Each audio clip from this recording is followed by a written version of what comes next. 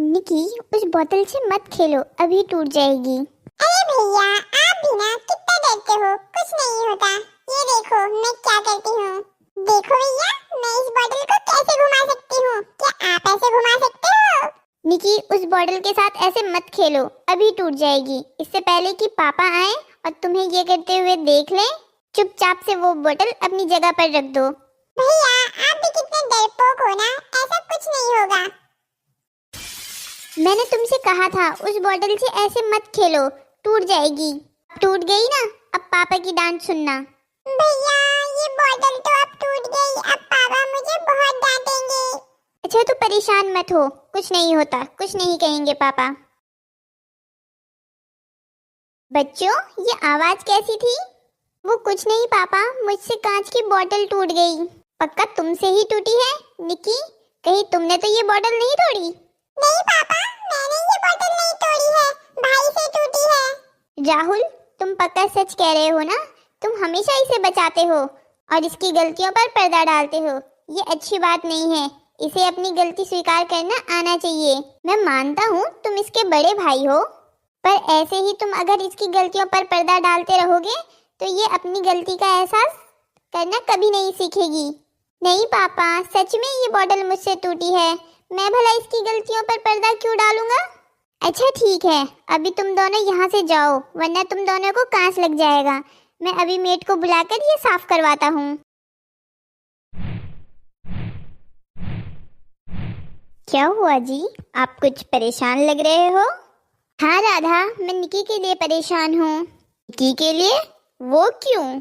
उसे क्या हुआ है? उसे कुछ नहीं हुआ है। परेशानी की बात यह है कि वह बहुत झूठ बोलने लगी है। हाँ, ये तो मैंने भी नोटिस किया है, वह बहुत झूठ बोलने लग गई है। अपनी गलतियाँ राहुल पर डाल देती है। राहुल भी कुछ कम नहीं है, वो भी उसकी सारी गलतियाँ छुपा लेता है।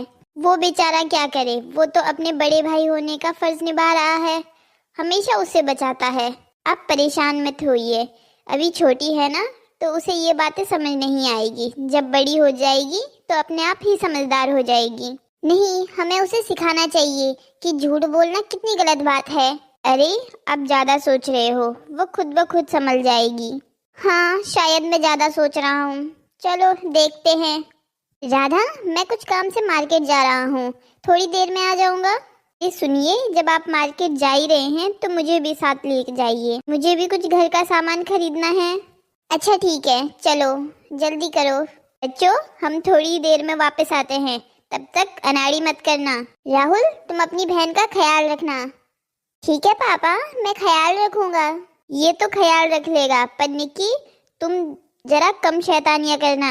मम्मी, आप जब भी देखो मुझे डांटती रहती हो। मैं कहाँ शैतानी करती हूँ? हाँ, वो हम सबको पता है कौन ज्यादा शैतानियां करता है। अच्छा ठीक है, हम दोनों अभी जाते हैं।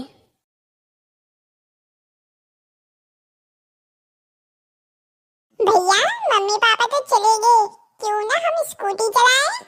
निकी, अभी पापा ने समझाया था कि अनाड़ी नहीं करनी है, और तुम हो कि तुम्हारे दिमाग में अनाड़ी के अलावा कुछ सोचता ही नहीं है। चलो रूम में, दोनों मिलकर अभी पढ़ाई करेंगे। ये दोनों पति पत्नी तो कहीं बाहर जा रहे हैं, इसका मतलब घर पर कोई नहीं है। ये अच्छा मौका है इनके घर पर चोरी करने का।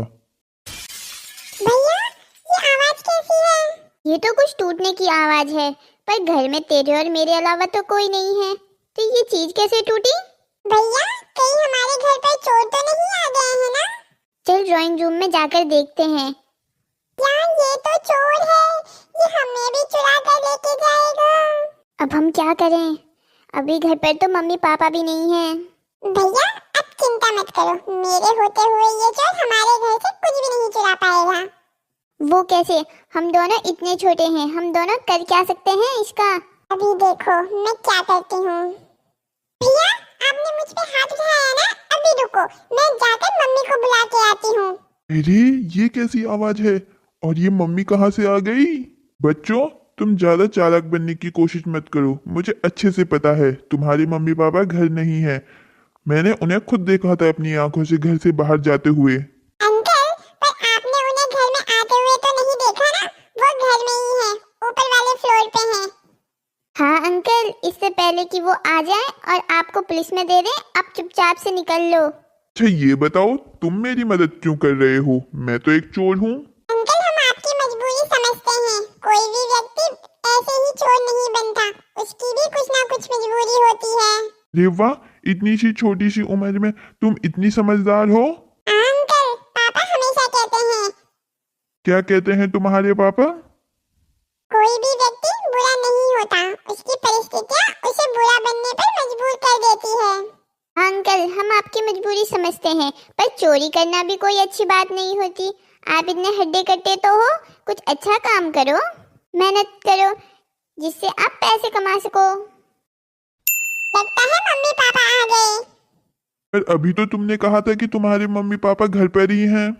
वो तो अंकल हमने झूठ कहा था, ताकि आप हमारे घर से कुछ चुरा ना सको। तुम दोनों बहुत चालाक हो, तुम्हें तो मैं देख लूंगा। अंकल चिंता मत करो, हम आपको नहीं पकड़वाने वाले। अब एक काम करो, पीछे की खिड़की से चले जाओ। नहीं, अब तो मैं तुम्हारे मम्मी पापा से मिलकर ही जाऊंगा।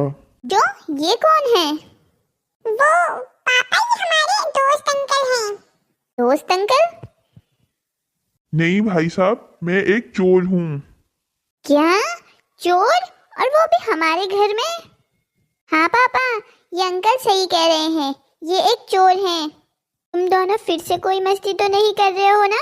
तुम दोनों की झूठ बोलने की आदत से अब हम परेशान हो गए हैं। नहीं मम्मी, हम झूठ नहीं कह रहे हैं। ये अंकल सच में हमारे घर में चोरी करने आए थे। अच्छा, तो ये सामान चुराने के बजाय यहाँ तुम्हारे साथ खड़ी क्यों है? हाँ बहन जी, मैं सच में एक चोर हूँ।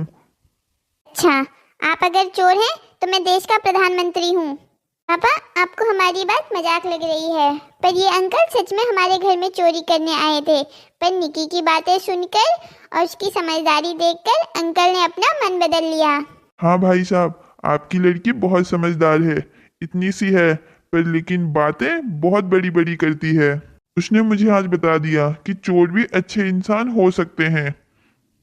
भाई साहब, आपने अपने बच्चों को बहुत अच्छे संस्कार दिए हैं। अच्छा, तो मैं चलता हूँ। मैंने आपके घर से कुछ नहीं चुराया।